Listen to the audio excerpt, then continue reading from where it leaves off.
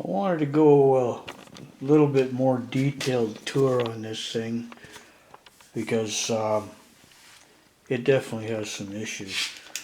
Like, there's your steering wheel, the horn section is out of it, that's all warped. This is broken like crazy, so this is going to be a whole nother steering wheel. The brake pedal went to the ground. That's I'm believing that's your brake master cylinder there, and it's probably pooched. Mold is another really good issue, as well as really bad rubber seals. There's no way that's going to be leak proof, and obviously it wasn't before because the car is just loaded with mold.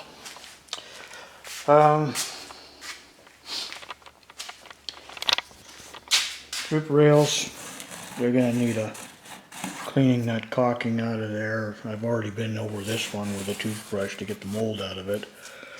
Same with this rubber area.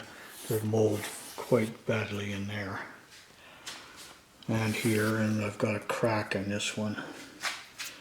You can see the mold down in the window areas.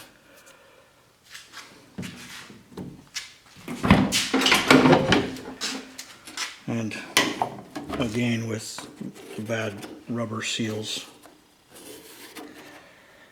So this thing has to be made leak proof. The window has absolutely no seal railings in it at all. I've cleaned up some of this front area. This rubber is extremely bad. I have two different wiper arms. I'm thinking that this was the original stock one, and that one is just, I don't know what it's from. I had to pull the, like when I first got it, you can see the mold in this piping strip. When I first got it, the rear wheels did not turn. It had to be dragged onto the truck. I figured it was probably the diff, but I unhooked the diff and everything's turning fine. So it doesn't turn in the transmission. So I'm not sure whether the transmission's actually in neutral. It seems to go into gears, but I cannot find reverse for the life of me, so maybe it's stuck in reverse. Unless it's a 3-speed, but I don't think so.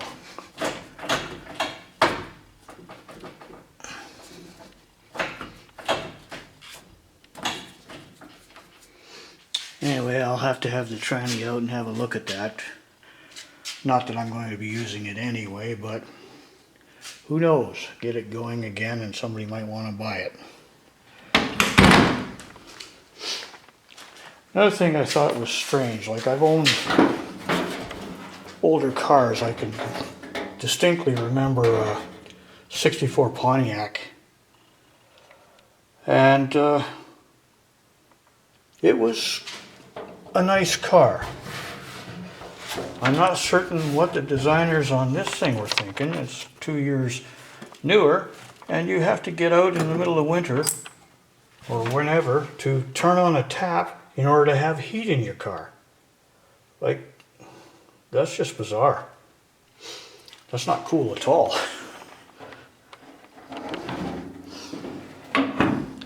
Anyway, closer inspection of these things definitely shows a lot of chrome degradation. I'm going to see if I can de-chrome it and get it re-chromed, because apparently the chrome shop does not want to touch chromed aluminum. They don't want to bother de-chroming, and that's apparently what all these things are. And there's speckles in them, little speckles of where the chrome is lumping up everywhere. So I've definitely got my work cut out for me on bringing this thing back up to a decent state. I'm surprised that the headlight rims are in such good shape.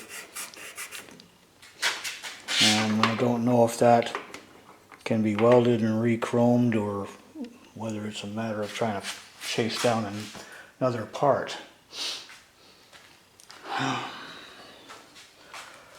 The windshield bothers me because that crack, I mean, fine, I can probably get another windscreen maybe locally, but the rubber, not a hope. So I'm figuring probably both the screen and the rubber is going to have to be sent out of jolly old England, which could cost a pretty penny for shipping and whatever else. The seats were absolute crap. They're just moldy. I'm not going to even bother reupholstering them. I'll put in a set of seats that are more modern, more comfortable. Those ones, to be exact, they were destined for my Samurai, but that project kind of ended painfully. But I've vacuumed out in here. Things are looking a little cleaner and neater. You know, I can see a little bit of progress, but it's still going to be a while in the making. Anyway, that's where we are today.